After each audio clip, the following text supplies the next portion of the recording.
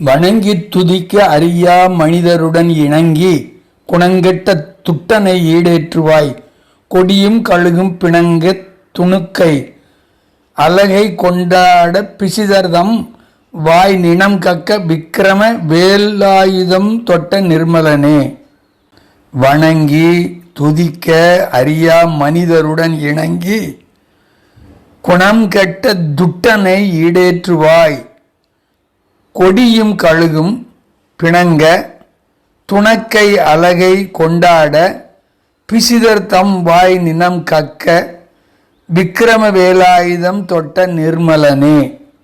தேவரீரின் திருவடிகளை பணிந்து திருப்புகளை பாடி பரவுவதற்கு அறியாத மனிதர்களோடு சேர்ந்து நற்குணம் அற்றுப்போன தீயவனாகிய அடியேனை கடைத்தேறச் செய்து அருள் புரிவீராக. போர்க்களத்தில் காக்கைகளும் கழுகுகளும் ஒன்றோடு ஒன்று சண்டையிட்டு கொண்டவும், பேய்கள் துணங்கை கூத்தினை மகிழ்ந்து ஆடவும், அரக்கர்கள் தம் வாயிலிருந்து கொழுப்பினை உமிழவும், வீரம் பொருந்திய வேலாயுதத்தை அவர்கள் மீது விடுத்து அருளிய நிர்மலனே. முருகாச்சரணம். கோபாலையா. விநாயகமூர்த்திக்கு ஜெய, சத்குரு அருணகிரிநாத சுவாமிக்கு ஜெய, வெற்றி வேல் முருகனுக்கு ஹரோஹரா. துட்டர் உதர்க்கர்கள் தொலைத்தே பொடியாய் பட்டே இரியப்படையை விடுவாய். சிட்டர் புகழும் திறமே வளரும் மட்டில் மதமார் மழை கழியே. விநாயகர் பெருமானை தோத்திரம் செய்து கந்தர் அலங்காரத்திலே 88வது பாடலாக வருகின்ற வணங்கி துதிக்க அறியா என்கின்ற பாடலை இப்பொழுது அனுபவிக்க இருக்கிறோம். வணங்கி துதிக்க அறியா மனிதருடன் இணங்கி குணம் கெட்ட துட்டனை ஈடேற்றுவாய். கொடியும் கழுகும் பிணங்க துணங்கை அலகை கொண்டாட பிசிதத்தம்பாய் நினம் கக்க விக்கிரம வேலாயுதம் தொட்ட நிர்மலனே.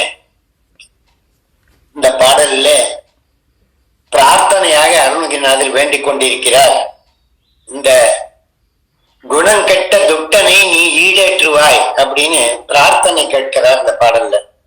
வணக்கம்னா வந்தனம், பணிவு, தாழ்மையாக இருக்கிறது. இது எல்லாமே வணக்கத்துக்குள்ள சேரும்.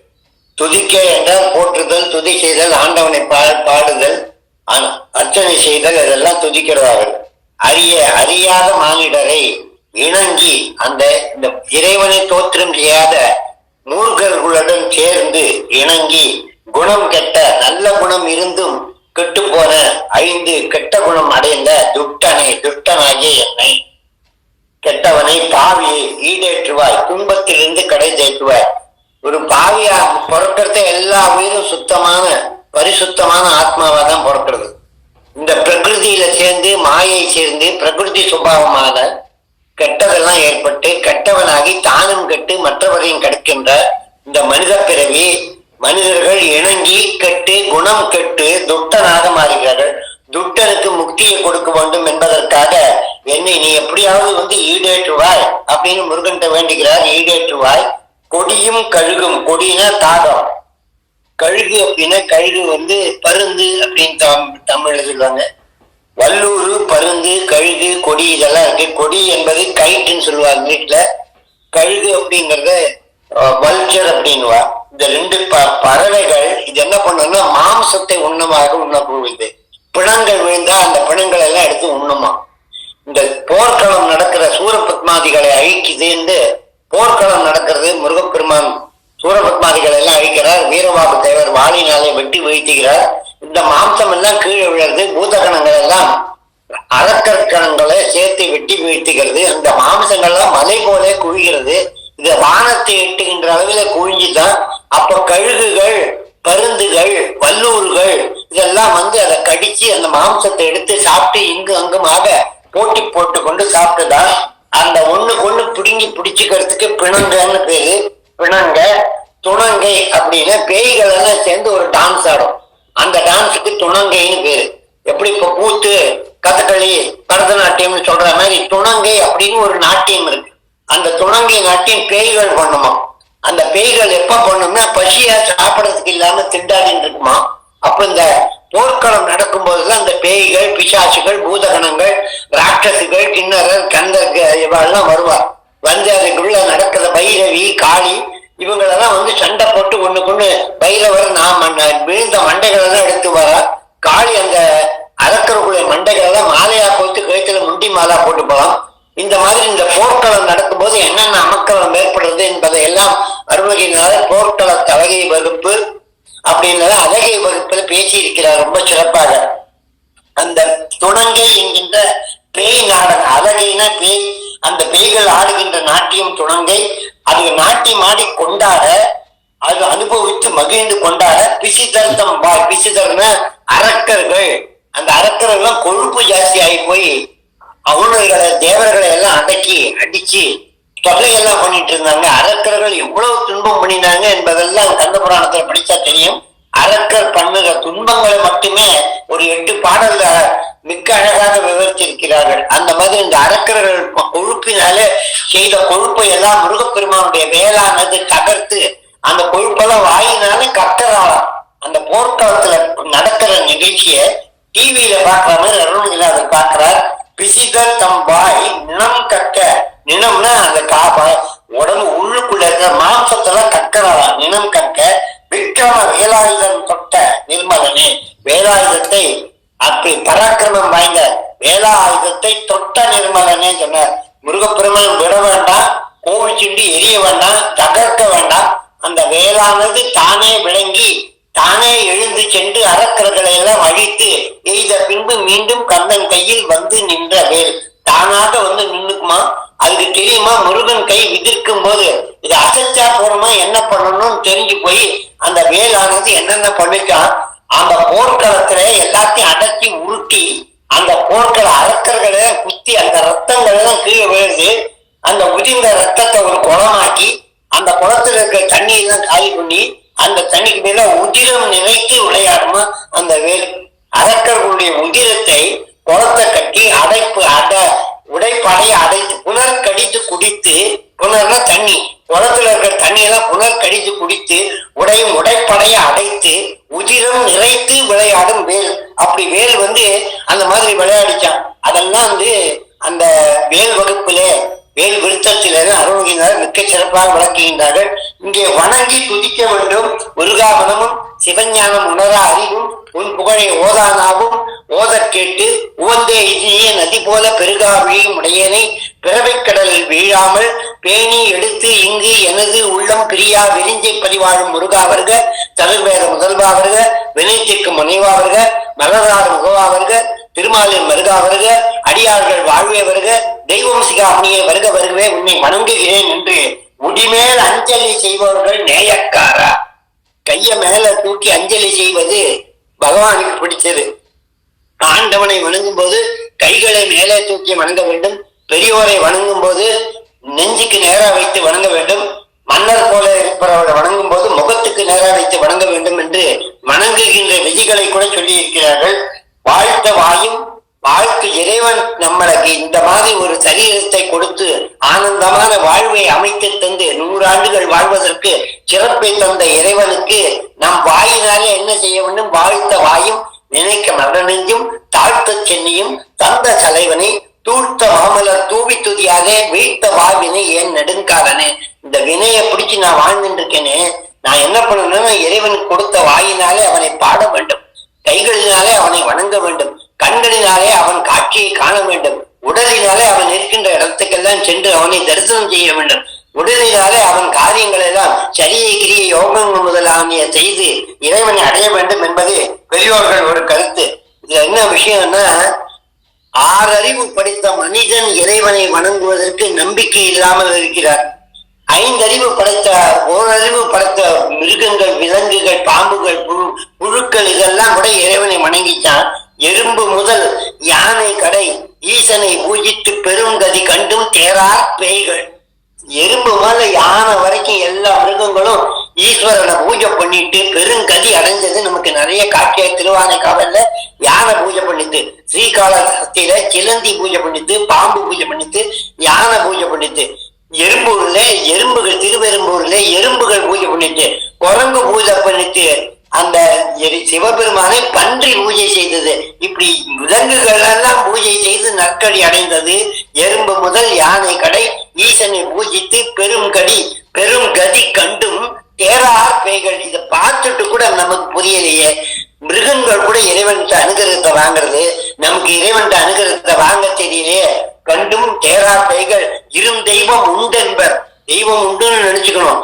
இல்லென்பர் வையத்துள் அழகையாய் வைக்கப்படும். வையத்துள் பூலோகத்துல வாழ்ந்தும் பேயாக இருக்கிறார்கள். அழகைனா பேயாக வாழ்கின்றார்கள் என்கிறார் ஔவையார். இது என்ன அர்த்தம்னா, இறைவனை வணங்க தெரியாதவர்கள் மனிதர் கிடையாது, கெட்ட குணம் படைத்தவர்கள். வணங்கி துதிக்க அறியா மனிதரை வணங்கி துதிக்க தெரியாத மனுஷங்களை உடன் சேர்ந்து இணங்கி வணங்கி துதிக்க அறியா மனிதருடன் இணங்கி குணம் கெட்ட துஷ்டனை ஈடேற்றுவார். அப்படி துஷ்டனா இருக்கேன், எனக்கு இறைவனுடைய பொருளை தெரியவில்லை, அவனை நான் வணங்கவில்லை, அப்படி துஷ்டனா இருக்கிறவனுக்கு மோட்சம் கிடையாது. அதனாலே நான் உன்னை வணங்கி துதிக்காத மனிதர்களுடன் சேர்ந்து என்னுடைய நம்பிக்கை இல்லாத துஷ்டனானேன், என்னை நீ மன்னித்து எனக்கும் மோட்சத்தை கொடுப்பாய், எப்படியாவது ஈடேற்றுவான். ஏன்னா அப்படி அரக்கர்களாக இருக்கிற அரக்கர்களை கூட அழித்த முருகப்பெருமான் வேலும் சேவலும் மயிலுமாக மாற்றி தன்னுடன் சேர்த்து கொண்டான். அப்படி கிருபா கடலாக இருக்கக்கூடிய முருகப்பெருமான் என்னை இந்த துன்பத்திலிருந்து, உன்னை வணங்காமல் ஏமாற்றுகின்ற இந்த துன்பத்திலிருந்து என்னை காக்காமல் இருக்க மாட்டான். முருகன் கண்டிப்பாக காப்பாற்றுவான். உரு குலுங்கிட அரிய துணங்கை அணை சதிப்பன ஓன படலங்கள் காக்கை சுற்றி வருவன அப்படின்னு போர்க்கலை கழக வகுப்புல உலகமே குலுங்கும்படி அசைச்சுதான் அந்த பூதங்களை தான் ஆடுறது. அப்படி எப்படி அசைஞ்சுன்னா, துணங்கி என்கின்ற நாட்டியத்தை ஆடி அசைச்சுதான் அந்த பேய்கள் ஆடுகின்ற விஷயத்தை சொல்றார். வேல் வகுப்பிலே சினத்தவுணர் எதிர்த்த ரணக்களத்தில் வெகு குறை தலைகள் சிரித்து எயிறு கடித்து விழித்து அலற மோதும் அந்த பிசாசிகள் பேய்களை அசுரர்கள் தலையெல்லாம் வெட்டி விழுந்த உடனே அது கண்ணெல்லாம் பிதிக்கிண்டு வாயப்ப நாக்கை நீட்டிட்டு பல்ல கட்டி சிரிக்கிற மாதிரி எல்லாம் அந்த தலைகள் விழுந்துதான்.